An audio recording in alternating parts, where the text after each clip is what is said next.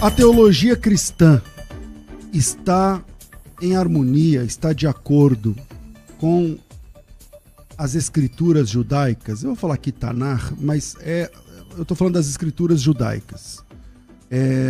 A teologia cristã está em harmonia com as escrituras judaicas?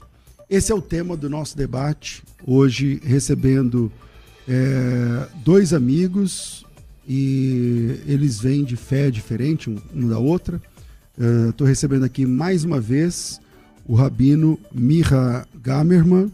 Ele é rabino, professor de hebraico, especialista em circuncisão judaica, tem um canal com quase 50 milhões de acessos, onde ensina a Bíblia e a religião judaica, né, o judaísmo e tal. Além disso, é um cantor internacionalmente renomado, com vários álbuns, tendo suas músicas tocadas todos os dias nas rádios judaicas, em Israel. É um trabalho bem legal. Última vez que ele veio participar do debate, o debate foi comigo, e aqui hoje veio para participar mais uma vez, hoje com o professor Tassos. Vou apresentar o professor Tassos já. Miha, muito bem-vindo, muito bom te receber, meu amigo. Pastor César, obrigado por me ter mais uma vez aqui. Fico honrado que me chamou de amigo. Te considero igualmente um amigo, de verdade. Muito obrigado por me ter aqui. Amém. Com a gente aqui também, pastor Tassos Licurgo, ele é professor da UFRN, lá no Rio Grande do Norte, Unidade Federal lá do Rio Grande do Norte. É acadêmico visitante em várias universidades no mundo, autor de vários livros, fundador, presidente do Ministério da Defesa da Fé, também é advogado, também tem pós-doutorado em várias áreas, tanto da academia do direito, quanto da teologia, da ciência, e é fundador do Licurgo Academy e pastor da Igreja Defesa da Fé lá em Natal, no Rio Grande do Norte. Tassos, bem-vindo ao programa mais uma vez, muito bom te receber, meu amigo. Pastor César, uma alegria muito grande estar aqui. Cumprimento o rabino Miha conheci hoje, uma alegria, e Deus nos abençoe a todos. Maravilha.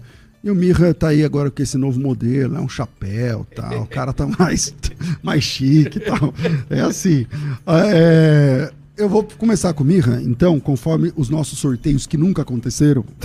É o seguinte, a teologia cristã, quer dizer, quando eu falo de teologia cristã, a forma como o cristão desenvolve, né, suas doutrinas, está em acordo com as escrituras judaicas. O cristianismo nasce no primeiro século e ele é egresso do judaísmo.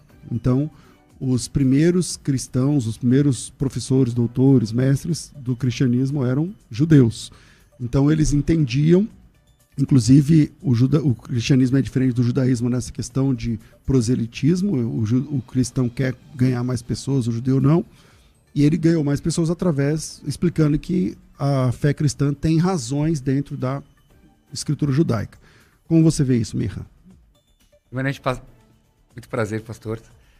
Independente do que a gente pensa diferente, continuamos amigos, né? Isso é importante também a gente deixar que os debates são exatamente, a gente debate ideias. Para mim, nada nas escrituras cristãs bate com o Tanar. Principalmente quando Jesus vem e diz, o homem é o senhor do Shabat, quando na Torá fica claro que o Shabat é um dos 10 mandamentos, e somente a Torá oral, a Torá rabínica, que Jesus foi criticado pela Torá oral, pela Torá dos nossos sábios. Somente lá está escrito que se uma pessoa tem um problema de saúde, então a saúde dela vem em primeiro lugar antes do Shabat. Então Jesus não poderia vir falar uma nova Bíblia, né, numa Brita Hadashá, o homem é o senhor do Shabat, a não ser que ele tivesse embasado na Torá oral, mas é a mesma Torá oral que refuta ele. Então, essa é uma frase para mim que apresenta muita inconsistência com o judaísmo. E também uma outra frase, ninguém vai ao pai senão ao filho. Em nenhum momento da história judaica alguém precisou de uma intermediação para chegar ao pai. Todo mundo chegou ao pai. Moisés chegou ao pai, os profetas vinham diretamente ao pai, não existia uma intermediação. Fica claro também nas cartas de Paulo que Jesus era um intermediador. E na religião judaica, intermediação esbarra em idolatria. Portanto, para mim, as escrituras cristãs estão totalmente em desacordo com o Tanakh. Vamos lá, Tassos, vou fazer a mesma pergunta. A teologia cristã está em acordo ou desacordo com as escrituras judaicas? Antes de colocar o ponto, eu só chamo a atenção um detalhe muito importante que o Rabino falou. Jesus de Nazaré nunca disse que ninguém vai ao Pai senão por ele. No Evangelho de João, no capítulo 14, no verso 6, as escrituras dizem, Jesus dizendo: eu sou o caminho, a verdade e a vida, ninguém vem ao Pai senão por mim. Isso porque Jesus não é intermediador, Jesus é o próprio Deus encarnado. Lá no Evangelho de João, no capítulo 1, verso 1, as escrituras dizem: no princípio era o Logos estava com Deus, o Logos era Deus. No Evangelho de João, no capítulo 1, no verso 14, esse Logos, as escrituras dizem, toma carne e tabernacula entre nós. Então Jesus ele não é um profeta, ele é o cumprimento das profecias, é o Logos sobre o qual a filosofia grega se debruçava durante séculos e séculos, que encarna e vem entre nós. Jesus não é, no cristianismo, um intermediário entre o homem e Deus. Jesus é o próprio Deus encarnado. Isso é cristianismo, que diferencia o cristianismo das outras visões de mundo. No que diz respeito ao tema, em especial, eu diria que Jesus é a chave interpretativa de todo o Antigo Testamento. E eu peço licença para me referir a Tanakh por Antigo Testamento, assim que nós falamos das escrituras do Antigo Testamento, embora tenha 39 livros, é uma divisão maior, que traz, inclusive, uma correspondência muito interessante com o livro de Isaías. A Bíblia são 66 livros, 39 do Antigo Testamento, 27 do Novo, escritos por cerca de 40 autores, 31 dos 40 autores escreveram o 39 do Antigo Testamento e 9 dos 40 escreveram os 27 do Novo. Então, são 66 livros das Escrituras, que nós olhamos para Isaías, são 66 capítulos. E é interessante, se nós olharmos os 39 primeiros capítulos de Isaías, fala exatamente da libertação da nação de Israel dos outros povos. E quando nós entramos no capítulo subsequente ao 39º, que representaria o início do Novo Testamento, o título é O Senhor Vem. Então, até mesmo nessa divisão, você tem uma correlação imediata do Antigo Testamento com as Escrituras, sem falar de outros temas. Por exemplo, no dia da queda, está em Gênesis 3, Gênesis 1, Gênesis 2, é uma comunhão muito boa entre o homem e Deus. Em Gênesis 3 tem a queda. Em Gênesis 3, no capítulo 3, no verso 21, as Escrituras dizem que o Senhor veio e vestiu de pele Adão e sua mulher. Então, isso daí é uma passagem muito interessante, mas se nós olharmos pela lente interpretativa de Jesus de Nazaré, toma uma dimensão muito maior, muito mais profunda, muito mais bela, porque nós estamos vendo ali que o que houve ali foi um sacrifício animal, aquelas peles não eram artificiais. Então Adão e Eva, em Gênesis 3:21, ficou estupefato, boquiaberto, impressionado, diante do sacrifício de um animal, que aponta já ali no dia da queda para a realização plena desse sacrifício, que é quando Deus vem como Cordeiro perfeito para morrer em nosso lugar. Então todas as passagens do Antigo Testamento, e nós podemos falar sobre elas, podem ser interpretadas de forma mais plena, mais bela e mais profunda pela lente interpretativa, ou se o senhor me permite, pela lente hermenêutica, que é Jesus Cristo. Ok. Mirra. Ficou de você me responder. Eu, nessa questão de intermediador, Paulo sim escreve nas cartas intermediador, que Jesus é intermediador. É que eu não sou especialista de Novo Testamento, mas já li. E sim, Paulo deixa claro que Jesus é um intermediador, que para nós da religião judaica é um problema. Você não pode intermediar.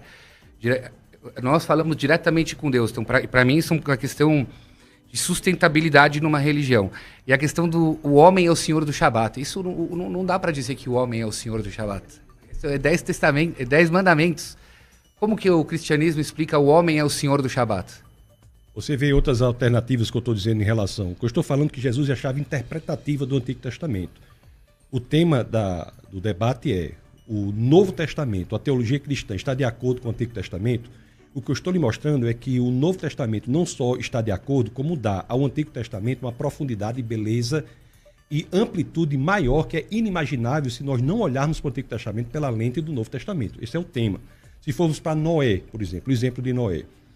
A segunda epístola de Pedro fala que Noé é o primeiro pregador. Então nós podemos entender a história de Noé, né? Lá em Gênesis, no capítulo 6, no verso 11, inclusive, diz que Deus julgou a maldade do mundo porque estava cheia de violência. Aliás, em hebraico... Hamas. E estava cheia de Hamas e Deus julgou a maldade do mundo. E como é esse julgamento? É o seguinte: Noé passa a proclamar para a humanidade o seguinte: olhe, Deus julgará a maldade do mundo, mas para que você não seja destruído juntamente com o julgamento que eu farei da maldade do mundo, aqui está a saída. Você deve estar na arca. Aqueles que estiveram na arca estavam a salvo da destruição decorrente do julgamento que Deus fez da maldade do mundo. É interessante que o Novo Testamento, quando olha para isso, diz, olha, nós somos Noés da contemporaneidade e Jesus é a nossa arca. O apóstolo Paulo, ele se refere dessa forma a Cristo, e isso me chama a atenção, porque nós aprendemos no cristianismo que Jesus está em nós, mas o apóstolo Paulo diz, nós estamos também em Cristo, fazendo uma alusão direta à expressão da arca. A arca é um tipo, um trailer para o filme completo, perfeito, belo e pleno que se dá em Jesus Cristo e assim em diversas partes do Antigo Testamento. Bom, eu me apego às várias cartas de Paulo que ele fala Deus e Jesus Cristo, quer dizer, na visão dele, para mim, não é Deus e Jesus são duas coisas, e os próprios profetas, Oséias 11:9 fala, Ani Kiel Veloish. Deus eu sou Deus, eu não sou homem. Aqui, o fato de fazer um homem, ele encarnou Deus, para nós isso é idolatria. Quer dizer, nós judeus vemos que mesmo cristãos evangélicos, que não servem imagens, não servem estátuas, se você acredita que o Deus pode encarnar em formato de pessoa, também é idolatria, porque Deus não é homem. Então as escrituras não podem estar com as escrituras. Deus fala, eu sou único nos 10 testamentos, eu não posso vir em formato de homem. Oséias falou isso, 11:9, tem aí, Oséias, Ani. Eu sou Deus, não homem. Eu sou Deus e não sou homem. Então assim, e eu acho que até Paulo, eu não li todas as cartas de Paulo, mas Paulo toda hora fala, pode ver,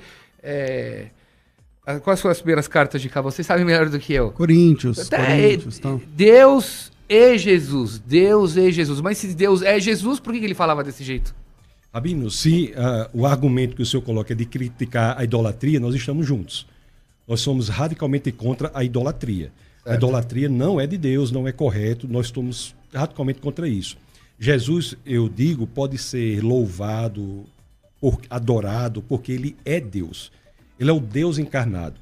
Se você olhar em João, no capítulo 1, verso 1, diz assim, no princípio era o Logos estava com Deus, o Logos era Deus.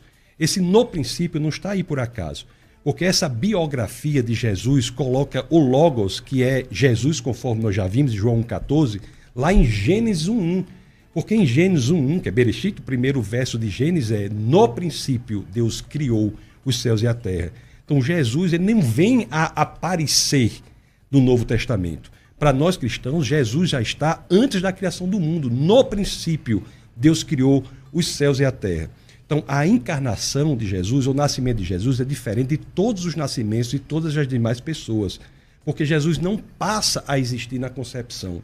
Ele existe antes da criação do universo. E por isso que idolatrar, adorar, louvar Jesus não é idolatria.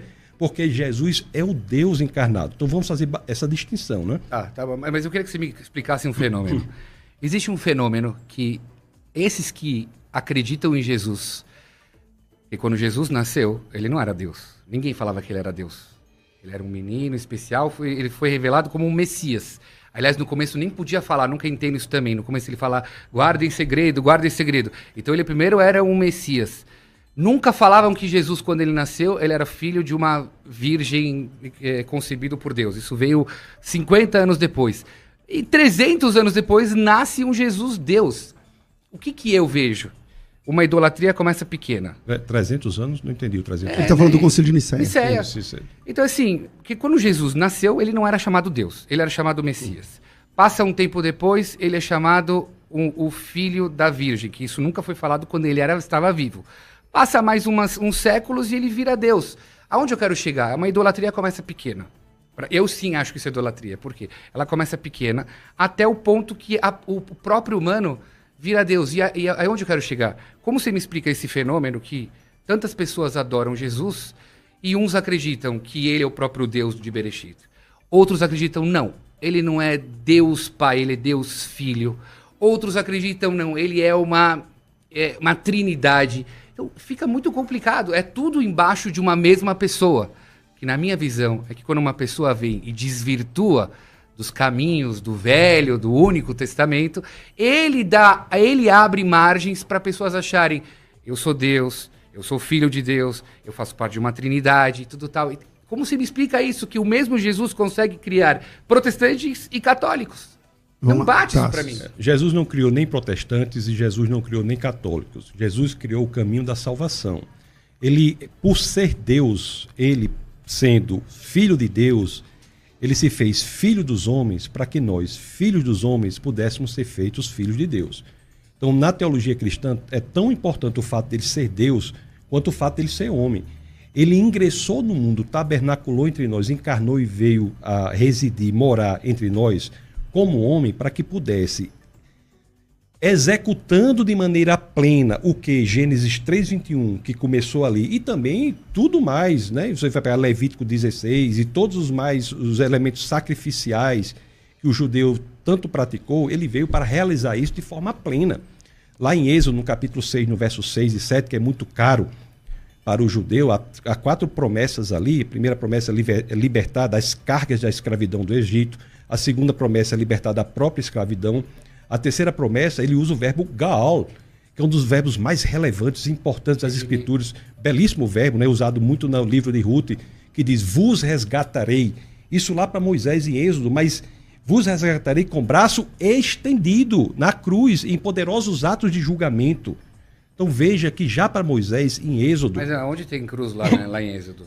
Em poderosos atos de julgamento, tem isso. Poderosos atos de juízo. Braço estendido, na história da... Eu estou interpretando que é a cruz, porque na história da humanidade, o evento em que houve o maior fato de julgamento, o maior elemento de julgamento da história da humanidade é a cruz, que é quando a linha da justiça cruza a linha do amor.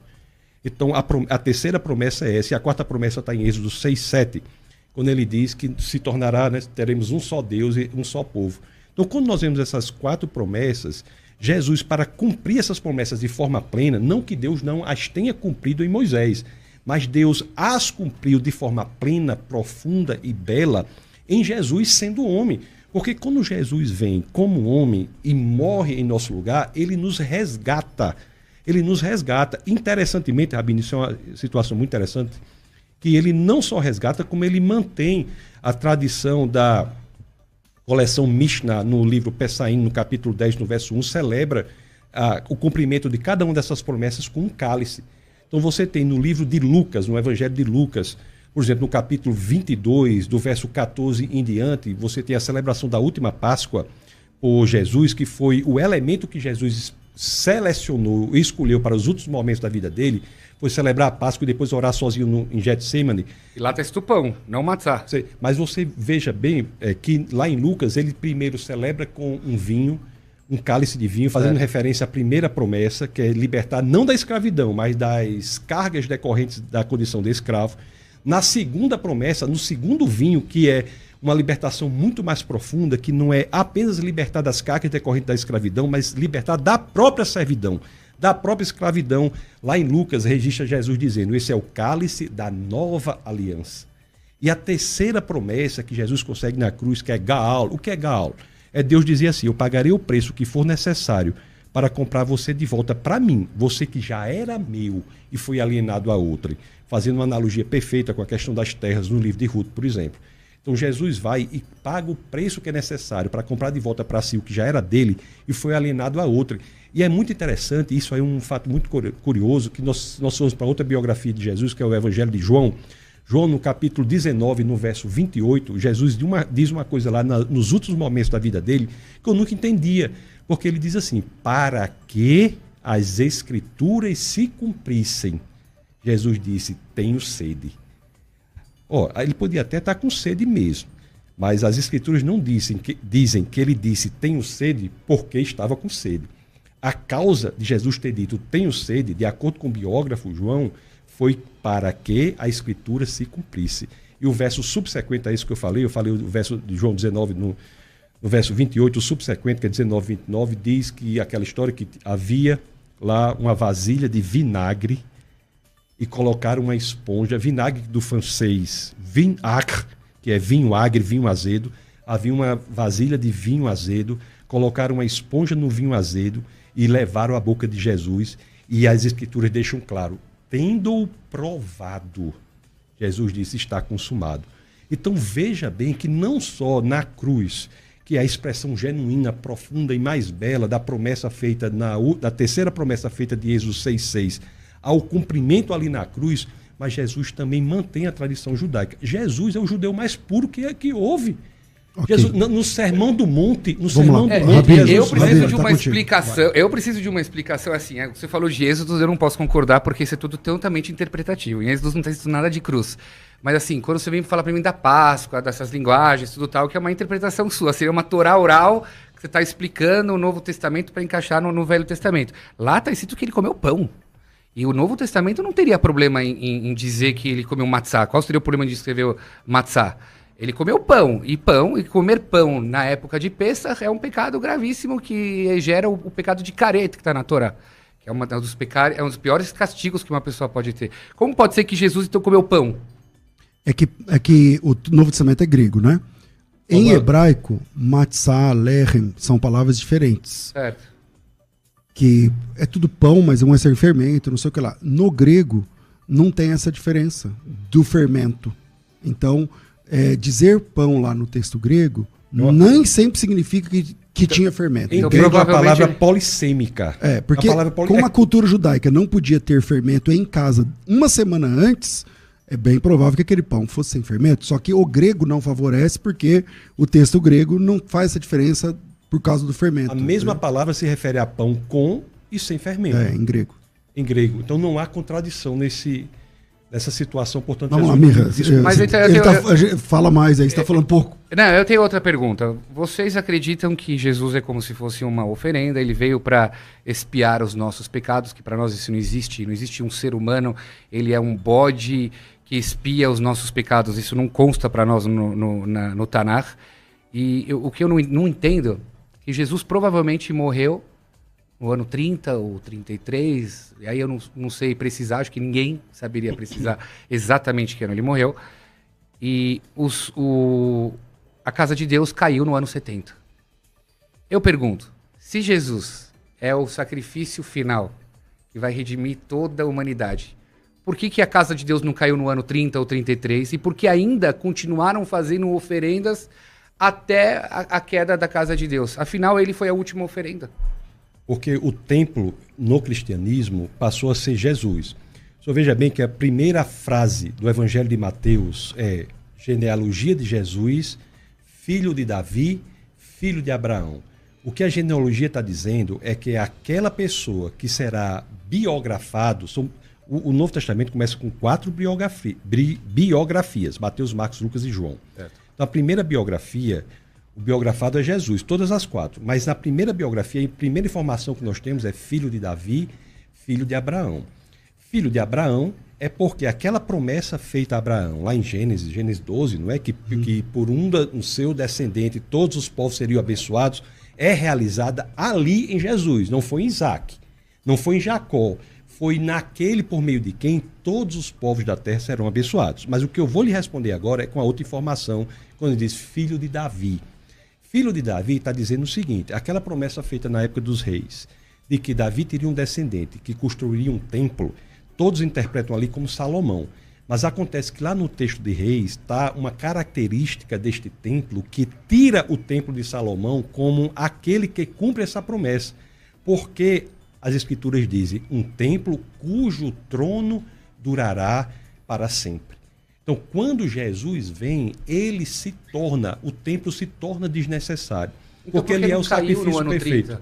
Porque o ano nunca... Ele mesmo falou, não falou para Pilatos, Pôncio, Pilatos, aí 3 dias isso aí vai cair. Ele falou isso.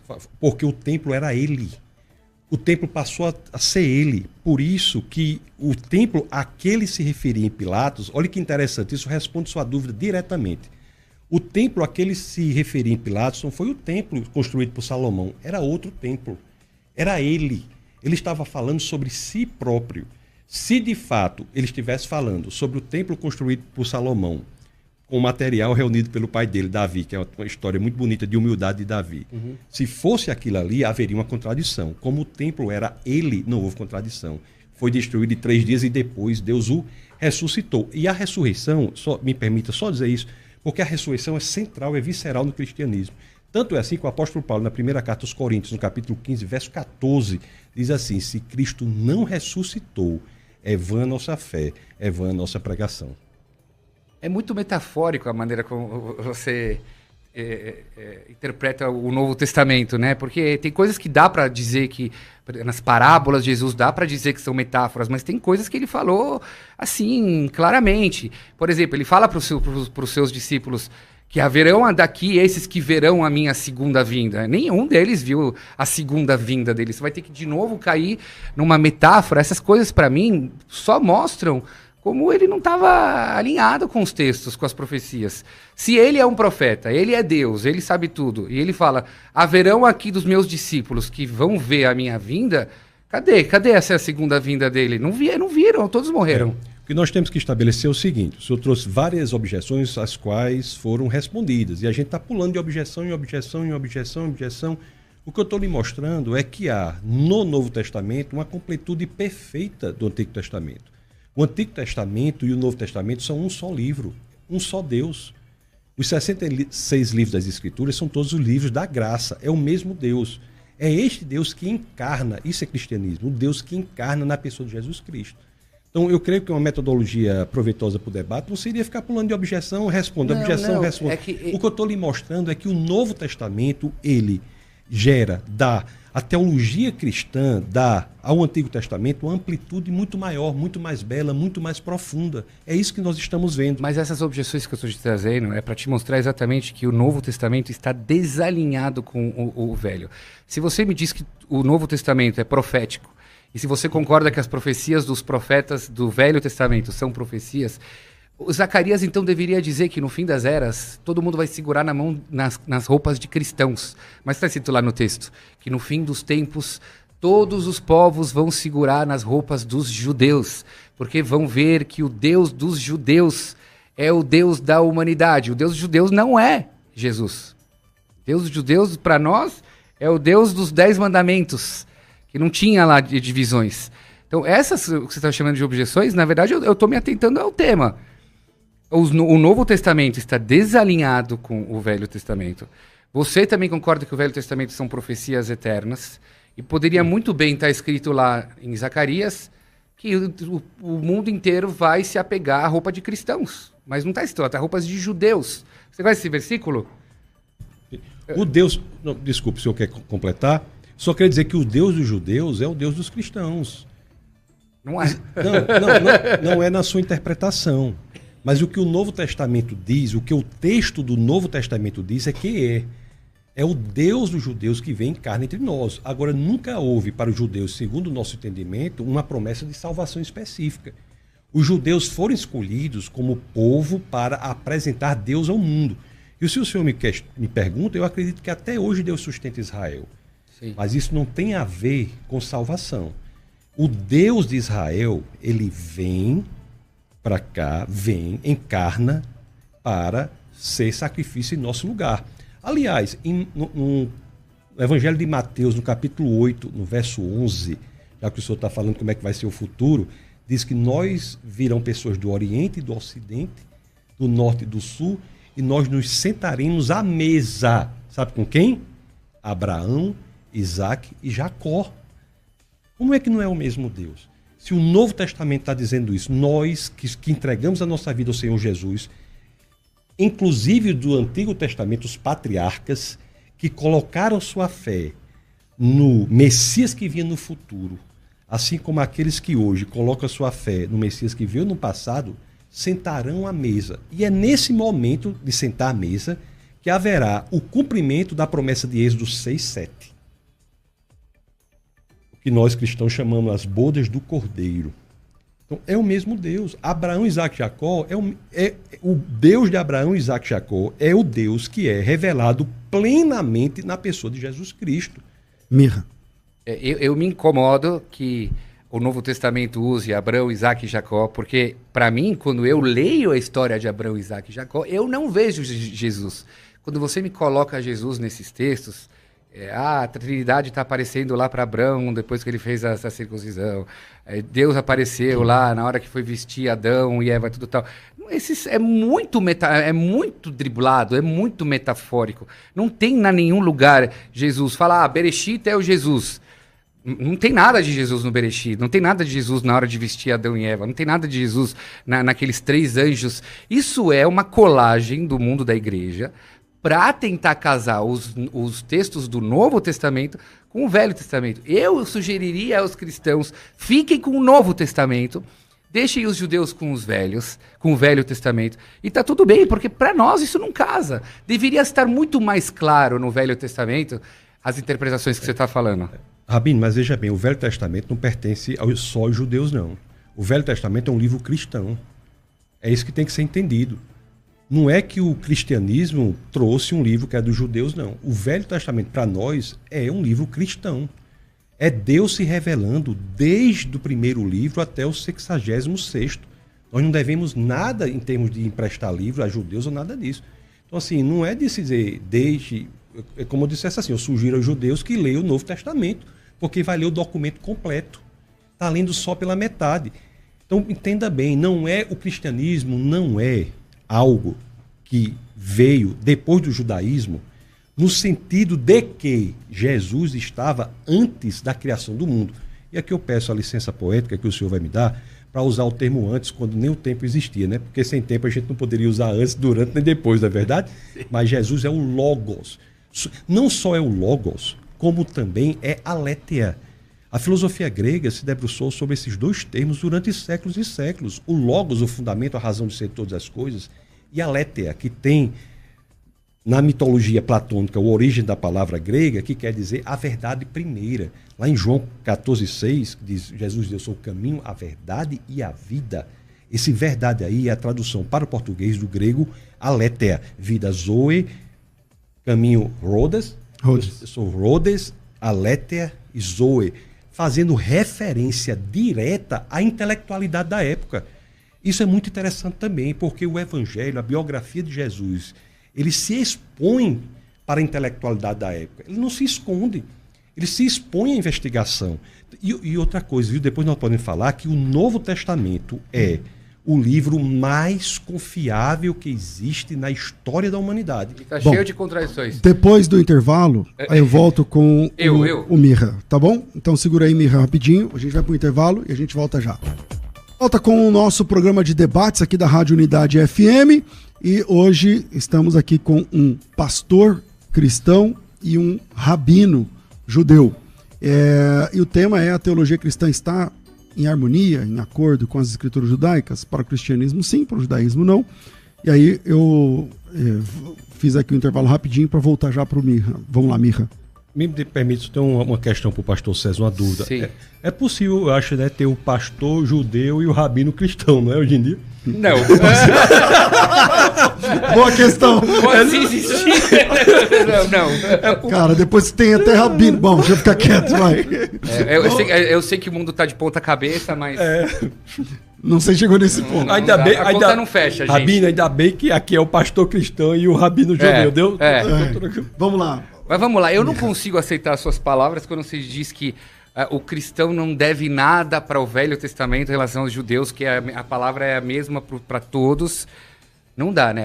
A Bíblia toda hora diz mandamentos para Benei Israel, o povo de Israel. Todo o conceito de Shvatim, as tribos, que são passadas de pai para filho. Que, aliás, esse assunto de Shvatim é que coloca em um grande cheque com relação à genealogia de Jesus, que tem 2 genealogias de Jesus, que você não consegue nem dizer de que tribo ele é, e você sabe muito bem que está claro nos versículos que Mashiach tem que vir da tribo de Judá, ser descendente do rei Davi, aí dizer que ele é concebido por Deus e ao mesmo tempo ele é sim da tribo de Judá. Deus não é Qual o problema da genealogia? Qual é o problema? Então, mas você acredita que Jesus nasceu do Espírito Santo?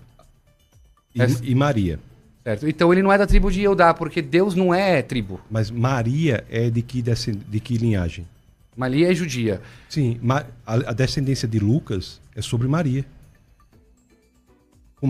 Mas a Torá diz claramente, e aqui a gente já vai ver que não bate com a Torá, que as Shvatim, as tribos de Israel, são passadas de pai para filho. É por isso... Lemishpechotam, lebeitavotam, as famílias são passadas de pai para não o ventre judaico é passado pela mãe. As tribos são passadas de pai para filho. Isso faz a Torá ser dos judeus, sim. É pai, filho, que são das mesmas tribos. O ventre judaico tem que ser da mãe. E isso coloca em algum grande xeque quem foi Jesus, porque se ele é concebido pelo Espírito Santo, Deus não é judeu e Deus não pertence à tribo. O senhor quer que eu esclareça essa questão, que é muito importante que o senhor trouxe? Sim. Primeiro, muito do que eu falei aqui foi escrito por judeus. Então, se é para ser judeu, Paulo era judeu. E todos desvirtuados, para nós todos desvirtuados. Mas ele poderia ser que esses judeus dissessem o mesmo do senhor. Eles são judeus. Eu acho que Paulo foi aluno de Gamaliel, que era neto de Hilel, o fundador da maior escola judaica de todos os tempos.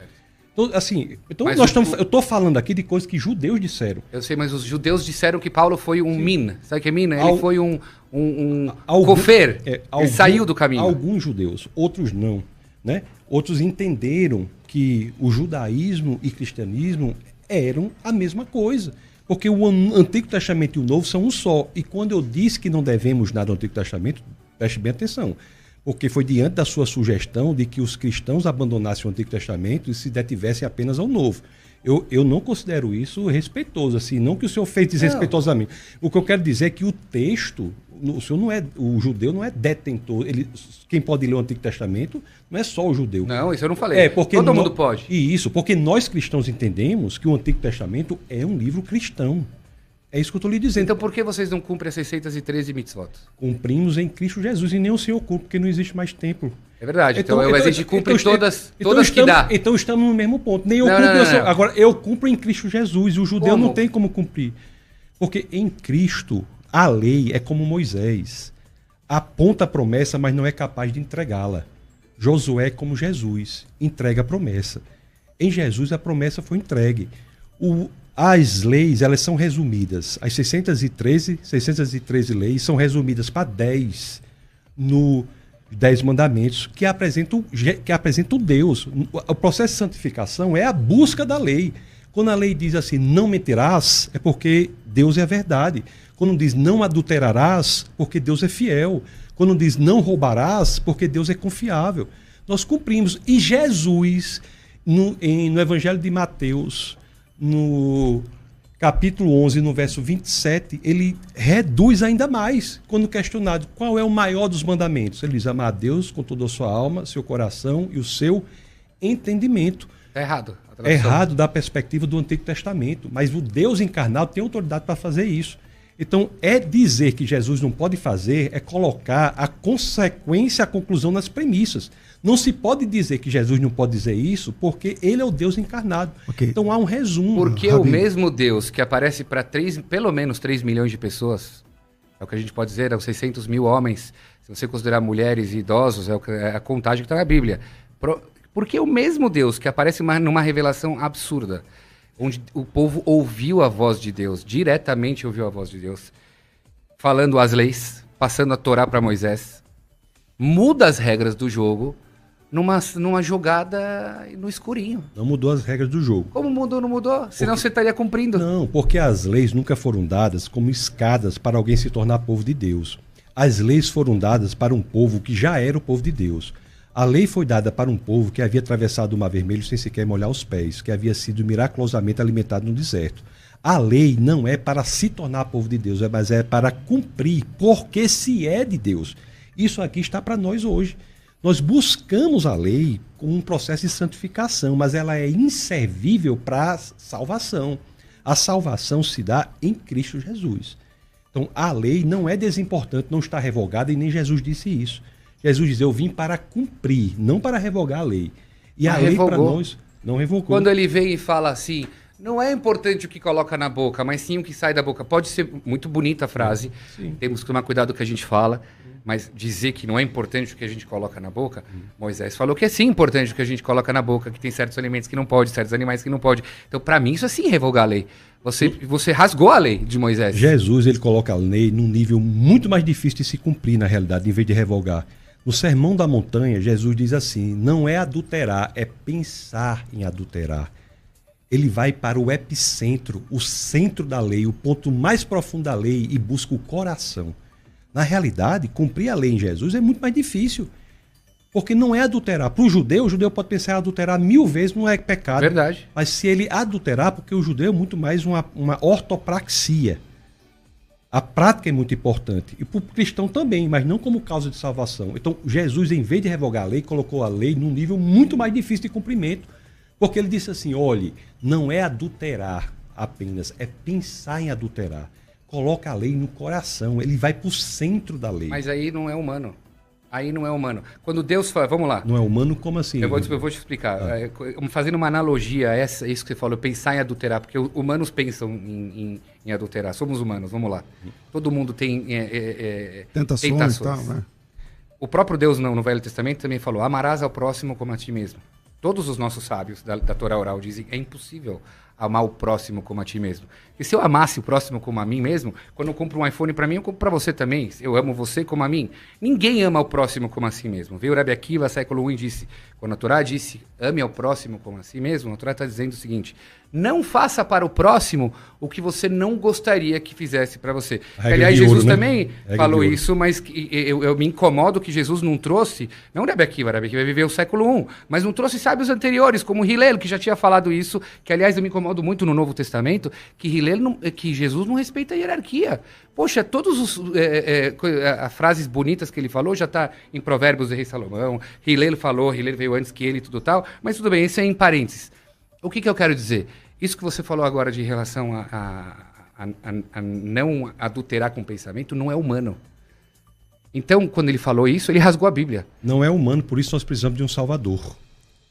Por isso nós precisamos de um Salvador. Como também, mesmo que ele não trouxesse para esse nível profundo do coração da lei, mesmo mantendo o entendimento da lei como os judeus a mantêm, também não é possível de cumprimento. Claro que é.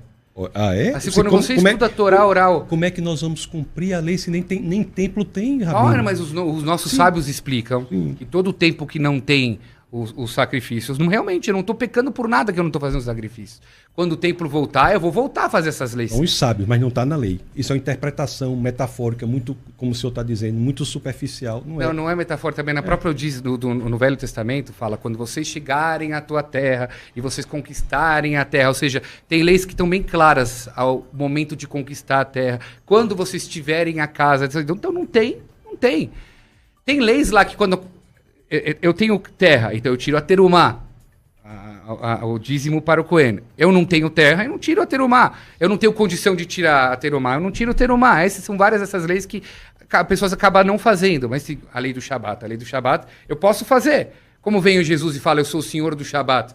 Para ele falar isso, ele teria que trazer os sábios da Torá oral que condicionam... Ele teria de ser Deus para dizer isso, ou lunático. As duas coisas. Então, eu perdoo os seus pecados.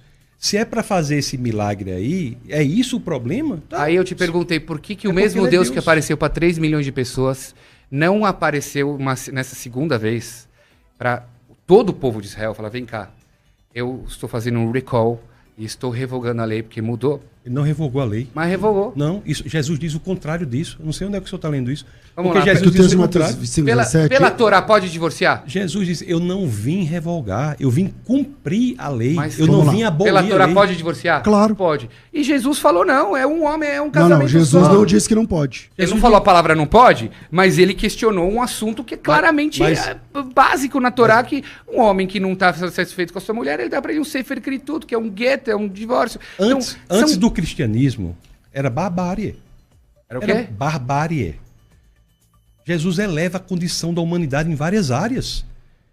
Em várias áreas. As universidades foram criadas em sua maioria como escolas cristãs. Não é? O senhor sabe, Harvard, Princeton, Yale, Cambridge, Oxford foram criadas como escolas cristãs. O lema original da Universidade de Harvard é verdade para Cristo e a igreja. O casamento como instituição vem da visão judaico-cristã. Então, fora disso é barbárie. Então não tem, pelo contrário, ele eleva a condição moral da humanidade. A questão da mulher samaritana eleva a condição da mulher. Mesmo os judeus, que entre os povos da antiguidade era o que era o mais moral, não chega a esse nível de elevação da condição de dignidade da mulher como Cristo inaugura no evento do advento na situação da mulher samaritana. Não, mas, Você pega... Desculpa, você estava falando que Jesus enaltece a mulher. E Jesus chama a viúva a partir de 60 anos. E na Torá, a viúva é viúva. Então, nesse caso, ele está desprezando a mulher. Tem uma idade Jesus não mínima escreve de isso? viúva? Não. Paulo. É que assim, você está citando Paulo, mas calma aí, é que assim, Paulo ele fala num contexto que é assim, ó, a ajuda financeira da comunidade não é para a viúva que não... É o que está escrito lá no texto. Deixa não seja escrita... Não seja não, escrita viúva com mais de 60 anos. Jesus não dá um limite. E para nós que seja com 10 anos. Viúva é a... Mas vocês não pagam a viúva. Rabino. Paga? Como não? Ô César, Rabino. Como não? Não. Como não? Você sabe quantos Mosdot, quantas instituições César, tem para ajudar viúvas? A questão é... Em São Paulo, no mundo Jesus todo? Jesus não diz que só é viúva a mulher que perde o marido e tem 60 anos, não. Jesus diz que perdeu o marido é viúva, da idade que for. Agora, eu queria trazer uma questão, não sei se é possível, de confiabilidade do Novo Testamento, que isso é muito importante. Os judeus foram centrais, importantíssimos na manutenção do texto do Antigo Testamento. Isso aí é uma coisa... A gente já vai encerrar. Belíssimo, tá perto, mas só queria dizer uma coisa, se o senhor me permite. O Novo Testamento é o livro mais confiado da Antiguidade. Se nós abrirmos em Lucas, no capítulo 3, no verso 1, nós vamos ver várias alusões ali, que era o sacerdote, o rei, não sei quem, que dá o ano 29 depois de Cristo. Sem falar disso, hoje o número de cópias do Novo Testamento é impressionante. Há 5.686 cópias do Novo Testamento escrita em grego, na mão do ser humano. Se nós formos comparar isso com outros livros da Antiguidade, é impressionante. Pastor, mas todos diferentes. Não, você não vai achar quantidade de livros tão diferentes como o Novo Testamento. Em 99,5% das 5.686 cópias, eles são absolutamente idênticos. A discrepância é de 0,5%. Desse 0,5% de discrepância, nenhuma parte toca em um ponto central do cristianismo e 80% do 0,5% de discrepância diz respeito unicamente a questões de ortografia. E essa quantidade de texto é em grego. Se nós formos pegar textos do Novo Testamento para outras línguas, em vez de 5.686, nós passamos para 25.000 cópias. Se todas as cópias do Novo Testamento fossem destruídas, nós conseguiríamos reconstituir todo o Novo Testamento unicamente pelas citações que fizeram os pais da igreja, à exceção de 11 versos. Então é algo inimaginável. Para o senhor ter uma ideia, o segundo livro nessa corrida de cópias, digamos assim, é um livro central para a civilização mais inteligente que já viveu sobre o planeta, que foi a civilização da Grécia Antiga, com 643 cópias. Platão, Aristóteles, Suetônios, Tácitos, Joséfos são baseados em 7, 8, 9 cópias. Então nós estamos falando do ponto de vista puramente intelectual, sem falar da religião agora, puramente intelectual, do livro mais confiável produzido na antiguidade. Para mim é um livro que está cheio de contradições. Eu que já li só metade. Uma hora fala que Jesus batizava, outra hora fala que não, eram os discípulos que batizavam. Um livro, que é um evangelho, fala que tinha 3 mulheres que viram ele saindo, abrindo a pedra. Outro livro fala que foi só uma. Outro livro fala que foi 2. Mas, Rabino... Isso é uma Bíblia, gente. Inconsistente. Pois deixa eu lhe dizer, olha, quando fala que Jesus batizava e os discípulos batizavam, é porque os dois batizavam. Isso é uma das ordenanças da igreja. O que é que faz algo ser ordenança da igreja? Ter sido praticado por Jesus, pelos seus discípulos e ensinado pela igreja primitiva. Há 2 ordenanças, o batismo e a ceia. Jesus fez a ceia, Jesus batizou seus discípulos e a igreja primitiva. Então isso não há contradição. E o que o senhor está falando de fato, que alguns dos evangelhos dão números diferentes de pessoas. Pela teoria das provas, que é do direito processual, se você pegar 2 testemunhos que são absolutamente idênticos no ponto central e nos pontos periféricos, isso é indício de conluio. A teoria das provas do direito processual de todo mundo, quando vai buscar autenticidade nos testemunhos, ela busca o quê? Busca coerência total nos pontos centrais e divergência nos pontos periféricos. Quando diz que tinha 2 pessoas, 3 pessoas, é porque um falou de 2, outro falou de 3. Por exemplo, Lucas, fala de 2 cálices na ceia. Mateus e Marcos falam de 1 cálice. Não é que não houve o segundo cálice, é que Mateus e Marcos veementizaram, sublinharam esse único cálice, mas houve outro. Então, isso atende até o Novo Testamento aos critérios mais rigorosos da teoria de prova do direito processual. Veja, eu considero Bíblia um documento. Se você está com um documento que é um passaporte, o seu documento ele não está 100% consistente com quem é você, vão te acusar isso aqui de um documento falso e você é um criminoso. Então, se o Novo Testamento para você é aquela coisa que um livro fala uma coisa, outro fala uma coisa. Não pra mim, falam coisas entendeu? diferentes. Aliás, até o livro fala em 75 pessoas que descem pro Egito, quando a Torá fala 70. Nunca falou que desce 75 pro Egito. Tá escrito lá, Não, descem 70 e ficaram 75. São 70 mais 5 que estavam não, lá. tá escrito que 75 desceram. Tá escrito que foi enterrado em Siquém, É. que o patriarca foi enterrado em Siquém. como eu tô dizendo. Quando foi então isso pra mim é um erro estrutural. Infelizmente, nosso tempo é Estrutural. curto. E tá todo mundo falando assim, o pastor César podia ter um podcast pra ter que ficar mais tempo. É verdade. Eu achei que era pensar. 2 horas. Infelizmente, o tempo é curto. Eu comecei com quem? Com o Rabino. Rabino, obrigado. Obrigado. Mirra, muito bom te receber. Seja sempre bem-vindo. Obrigado, pastor César. É sempre um prazer estar aqui. Dizer que, independente das nossas diferenças, somos irmãos. Apesar das nossas interpretações diferentes, continuaremos amigos. Um grande prazer te conhecer. E estou à disposição para vir mais vezes a gente continuar o debate. Seu canal lá, o pessoal vai te achar. @Mirra Gamerman. Mirra se escreve MICHAGAMERMAN. E Mirra é Misha, lá você vai, coloca Misha que dá certo. Tassos, obrigado, meu amigo. Muito bom te receber também. Pastor César, meu agradecimento pela forma generosa com que sou recebido. Uma alegria conhecer o Rabino Obrigado. Mirra, que Deus o abençoe poderosamente. Amém. E que possamos todos crescer juntos no estudo da palavra do Senhor. Amém. O meu canal do Instagram é Tassos Licurgo, TASSOSLYCURGO. Pessoal, tudo confunde seu nome, né, Tassos? Também, né? Tasso. Tassos é a parte contracta do Anastassos em grego, que quer dizer ressurreição, né?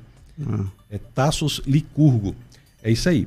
E estamos montando agora um projeto, né, do Licurgo Academy, que mais para frente vocês irão ver lá no Tassos Licurgo no Instagram. Então que Deus nos abençoe a todos. Amém. Maravilha.